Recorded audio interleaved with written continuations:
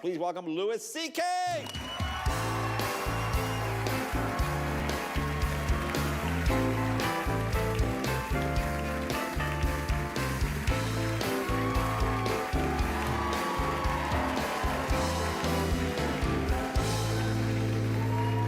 Hey, How are you? I'm all right. How are you? I'm good. I'm good. Good. Yeah. It's always weird starting to talk, isn't it? It is. Yeah. It is. Yeah. I mean, you have to do this all day. You have to talk to people and make conversations and stuff. That's right. I couldn't do that, I don't think. No? I have a hard time talking to people in my building, you know? Yeah. Yeah. Because it's sad, though, because you want to make a connection with another human being, and you end up talking about the weather, Yeah. Yeah. which is a cop-out, you know? Like the guy I always see in my elevator, this guy, I don't know, it's the fat guy from the 5th floor. Right, And fat guy. I'll never know his name. I'll die, I won't know his name. But I see him, and we get in the elevator, and we have that moment where you go, you know, because you've seen another, Yeah. you've seen the person enough times to go, ah. Right. And there's that moment, and there's potential there Yeah. to make a connection with a human being, you know? Maybe we'll say something to each other, and then, it's cold out. And then you have a competition of who can say the most stupid thing about the weather. Yeah. You know, like, wow, I can't believe only 8 months ago it was 50 degrees outside. Yeah. You know, just, ugh. But what if you didn't talk about the weather? What if you didn't go there and then you just let the moment linger and somebody would maybe say something? You got in the elevator, you're like, I haven't talked to my father in 8 years. Yeah. Like, Yeah. it just would, Yeah. That's. maybe. Yeah. That's. Yeah. Yeah. I see. Well, how's the tour going? No, it's going. It seems to be Yeah, going great. I'm all over the road, Yeah. and I like it. I mean, I don't care about being on the road. I don't care where I am. Right. I don't care. I've been traveling for a living for 25 years, so I don't care. I mean, do you ever No, feel like, wow, I'm in Miami, or you don't care, Because right? you're never in Miami. You go, No. you walk through the back door, you say hi to the busboy, the guy shines a light in your eye, you do your act, and you That's get out it. of town. Right, exactly. That's it. So the hotel and the theater, I don't care. And some places they want you to care. Like I go to Chicago, and they're always like, "Oh, you got." I go, "No, I don't. Yeah. No, I don't gotta do the thing." No, but you totally. No, I'm not gonna do that either. I don't care. I do it for. I don't do it for the money either, really. Right. Although I love money. You love the money. I yeah. love it. For fancy clothes? Is that what it? Yeah, yeah. Or is it? That's right. I spend the money. I don't save it. Yeah, yeah. I don't believe in saving money. I think it's arrogant. It's arrogant to save Yeah. money. Yeah. Because you could die. Yeah. And it's like holding in a breath, like breathing. I'm not letting it out. I worked hard for this, you know. Right. I don't. And it's not a good attitude because I have children. Yeah. And I should be saving for them, and I'm way not. Not saving? No. It's really bad. I'm so not preparing for their future or even near present. Wow. I'm not. They have no idea how close to oblivion they are right now. If I die tonight, they'll be homeless tomorrow morning. Wow. They'll get both pieces of news at the same time. Oh, man, that's a horrible Your thing. daddy's dead, and get your and get out. Wow. Because, No, so why work so much if money is well, not an issue? here's the thing. Why should they get the money? Yeah. I did the shows. Why do they get the money? Right, yeah.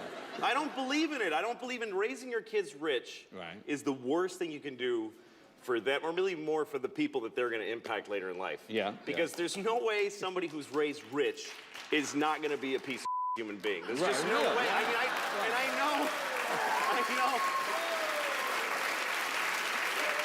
I know that's a wrong, bigoted thought. Right. But I keep it. Yeah. You know? Like you have some relatives that are a little racist, and you're like, well, I can't not have her over for Thanksgiving. She's 94, what am I gonna change her now, you know?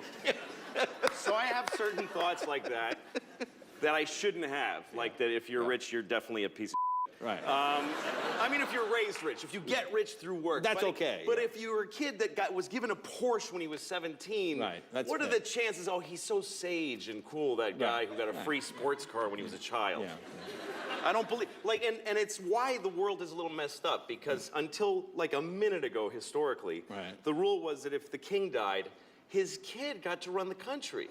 That's the craziest system. Yeah. The king is dead. Who of the whole nation can we count on to move us forward? Well, there's Copernicus. He's really smart. Nah. Let's see, the king's son is 17. He's been living in a castle and raping chambermaids for 3 years. Let's let him run everything. He drinks chocolate for dinner. You know? Drinks chocolate for dinner? He drinks chocolate for dinner and rapes chambermaids. Is that what rich people do? They drink chocolate? Yes, that's what they do. He should run the whole place, and then his kid after him. It just gets better and better. So I don't believe in that. Look, we'll take a break. Oh, okay. And we'll come back. More Welcome back.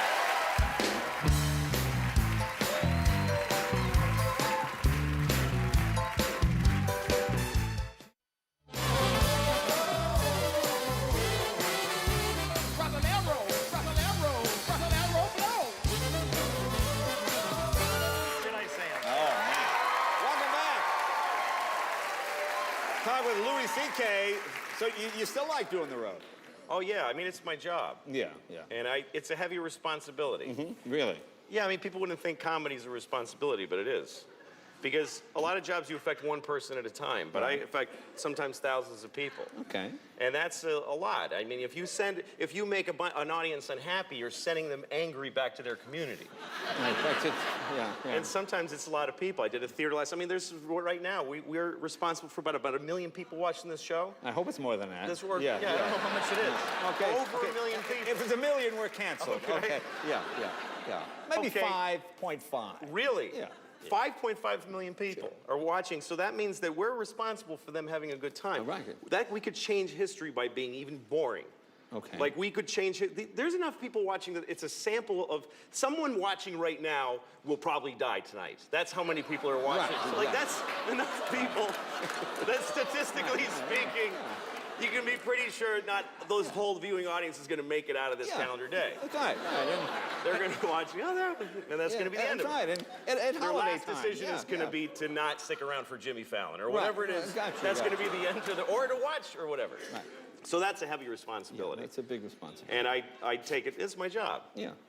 I think you should do your job. Right. I think a lot of people don't do their job because they don't like their job.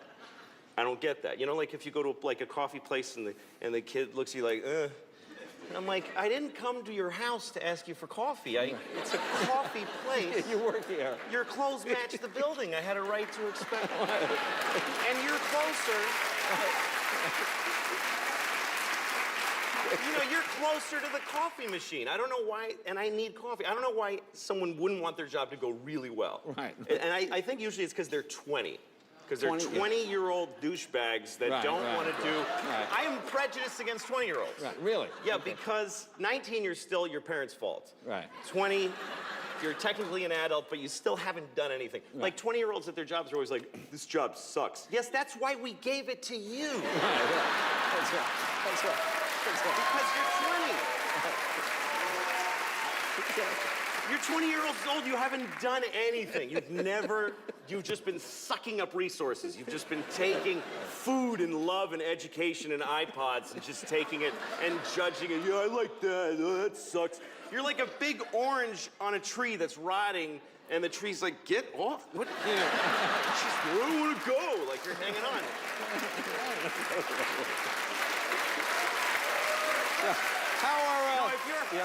If you're 20, you definitely have never done a thing for anybody. Right. Yes, you went to Guatemala on a school trip and they told you helped, but you totally did not help. Right. You were a way bigger pain in the ass. You got your picture on Facebook with a shovel and they got screwed.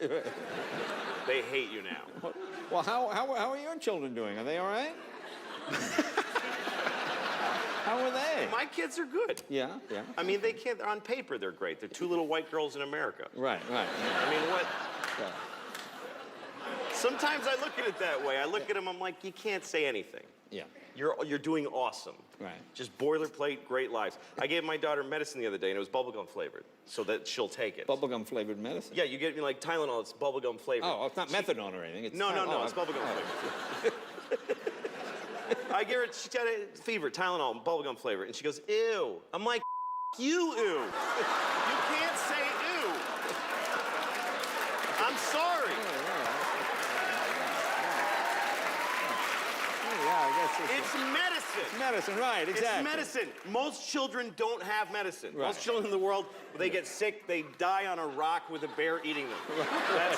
That's how they handle it. Right. And oh, he's got a sniffle. Ring the bear bell and put him outside. Whatever they do. Right. You're a little white girl in America. You wear clothes made by children your age professionally. You don't get to say ew about your bubble gum medicine. I never heard of bubblegum medicine. Well, You got the holidays coming up. Are you doing any plans? no, You seem like a very holiday guy. Look, and Yeah. I just want to say I'm not trying to say that if you're white you can't complain. Right. I'm just saying that if you're black you get to complain more. Right. Because you can't. There you go. Don't tell the band that. Yeah. Because you can't, that's right. You can't take people's, like, historical context away from them. And Right. everybody wants us to. Like, white people are always like, come on, it wasn't us. Like, they want black people to forget everything. Like, every year, white people add 100 years to how long ago slavery was. I've heard educated white people say slavery was 400 years ago. No, it very wasn't. It was 140 years ago. That's two 70-year-old ladies living and dying back to back. That's how recently you could buy a guy. That's right. And it's not like slavery ended and then everything has been amazing. Like it just, Oh, glad that's over. oh yeah, it just ended like a clean where you don't have to wipe. Just boom. And then it's just been parades and presents ever since. Exactly. You gotta remember that if you meet a black person, they have gray hair, they remember a time they weren't allowed to use a certain toilet. So give them a little, time to be cranky. And by the way, white people have our own thing that stuff that we went through. Sure. That hurt us, that we have to cope with. Like when they took our slaves away, that was really hard for us. And we're still, so it's pretty even. So it's even. Yeah. It's even. All right, be right back with Aaron Ralston. Louis C.K.